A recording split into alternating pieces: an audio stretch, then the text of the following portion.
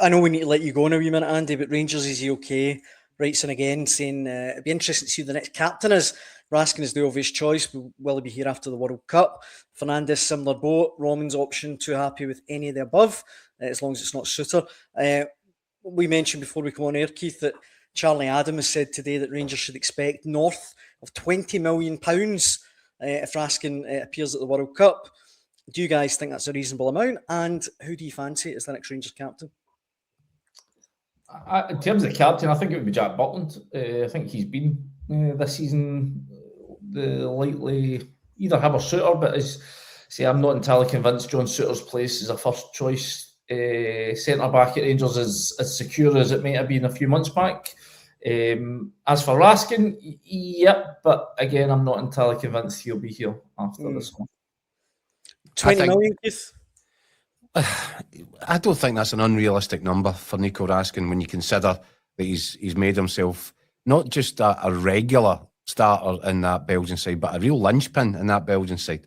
Yeah. A really good Belgian side. It's top level. And although you always kind of look forward to the next tournament, think, oh, Belgium, they'll have a right chance, and they never seem to quite fulfil their potential. But I think if Raskin has a good World Cup, you do expect the Belgians will make the later stages, whatever happens in the tournament. And once you get to the latter stages of a tournament, especially a World Cup, there's a premium on your price. Rangers kind of messed that up with Yanis Hadji for various reasons. Rangers' decision making has been hopeless down the years, and James Tavernier has had to front up a lot of that. Yeah. That all the bad moves that were made at boardroom level, it all kind of fell on top of him at the end of the day because he had to explain why Rangers weren't successful, and nobody wanted to hear the captain of the football team on the pitch saying, well, see if we had a bit of help from there. But ultimately, one of the comments was right there. James Tavernier, had he been sold after the Europa League final 4 years ago, had Nathan Patterson been tied down, I think it was Ross Wilson who was in charge of operations at that point, and he just didn't understand what a player trade model was supposed to look like, because James Tavernier was just going the wrong side of 30. Rangers could have got a big number that summer if they'd taken him to the market, because he was the highest scorer with 7 goals in that Europa League tournament all the way through. I think the 7 goals that he scored were actually in the knockout stages, so that made him even more valuable.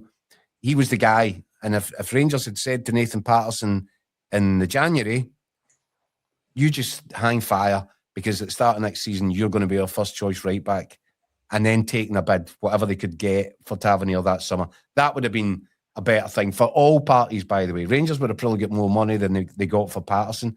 Patterson would have got a couple of hundred games under his belt over the next couple of seasons. His fee would have become more than that. And by the time that he did go to the English Premiership, he would have been ready for it. He didn't have the experience to make that move, and he's sort of plateaued on Merseyside because of it.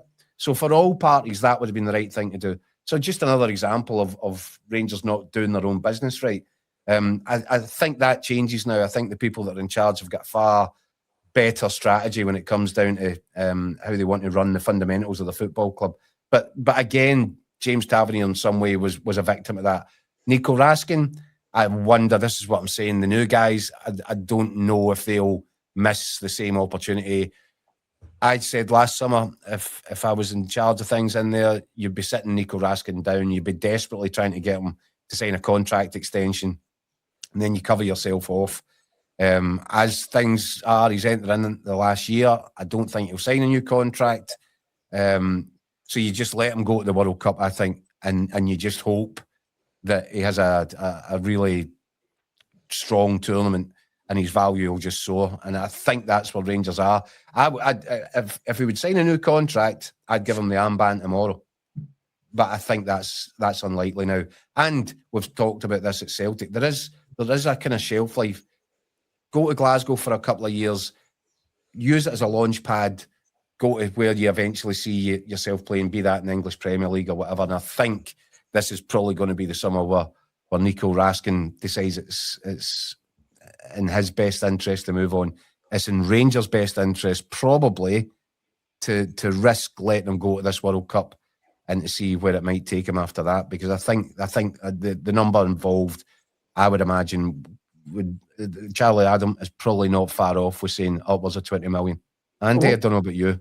I think it's 2 years he's got left. I think there was came out a few months back that he's got an extra option, but I do think this is still the same, really, though. This is the season. This is exactly the summer to sell him a World Cup.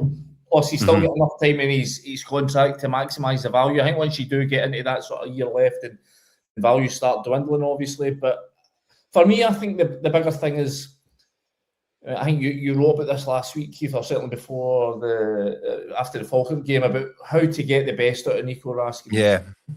And for me, it's clear as day that the role he performs for Belgium is not the best role to get him the best out of him for Rangers.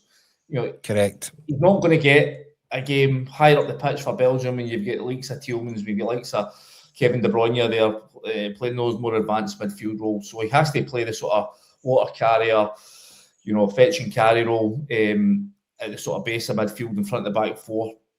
But that's fine, because you play in a team where you've got superstars running about you. I think for this Rangers, 100%.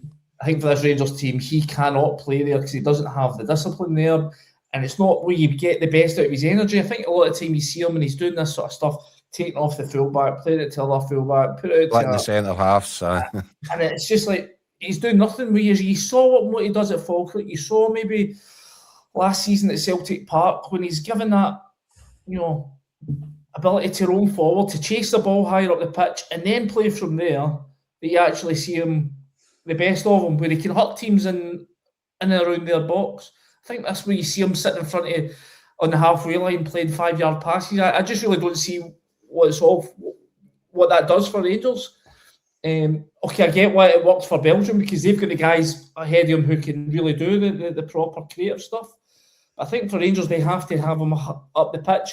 But that's where I think the Belgium thing's going to come into it, because I think he'll think, well, no, I need to be playing in my preferred position for the national team to stay there. If I go and start playing in a more advanced role, then whoever's in charge of Belgium might go, I think you should remember, Andy, it was by doing that he got into the Belgian team in the first place. He was getting headlines, he was scoring goals, he was winning Man of the Match awards, and I think he needs an all-action end to this season. And I don't think it's going to... I think he's nailed down his place in that Belgian starting 11. And I don't think that if he's playing slightly different... I don't think going forward he will want to... Beyond the end of this season, I don't think he'll want to be... He'll want to be in that position where he knows he's going to get his best... be at his best for Belgium. I don't think he'll want to be having to going back to the national team and changing my game. I want to just know what my role is, sit here and play this, but that is not what is best for this Rangers team. What is best is getting him further up the pitch where he can hurt teams. I think you saw that last week.